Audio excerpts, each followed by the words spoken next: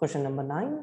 Of the following 0.10 m aqueous solution, which one will exhibit the largest freezing point depression? A. KCl, B. Glucose, C. Aluminum sulfate, D. Potassium sulfate.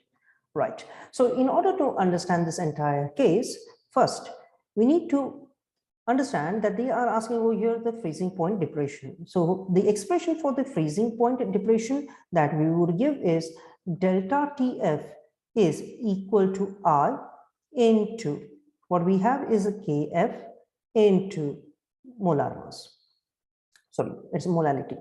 Okay, so therefore, considering KF and M molality as constants. Okay, let's take this particular thing as constant for all of these particular 4 expressions. If that is a condition, then we would say as delta TF is directly proportional to the Lantos factor I, and I represents the splitting, correct? So therefore, here, what are the salts given?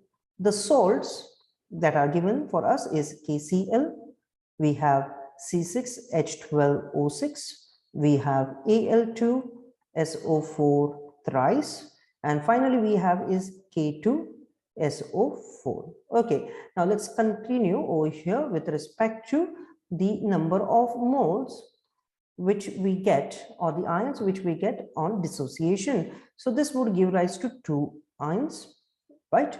This one, 1. Over here, 2 aluminiums and 3 sulfate. So 2 plus 3, 5. Finally, this one is going to give me 2 plus 1. That is 2 potassium ions and 1 sulfate ion. So total number of ions are going to be 3 in this particular scenario. So if we consider the total number of moles which are, or ions which are greater over here, that goes with aluminum sulfate. So therefore, as I for aluminum sulfate is 5, which is of course greater than all of them. So therefore, it is generally as I is directly proportional to the change in the freezing point depression. So therefore, the freezing point depression for aluminum sulfate should be the greatest one. So thus our answer is option C.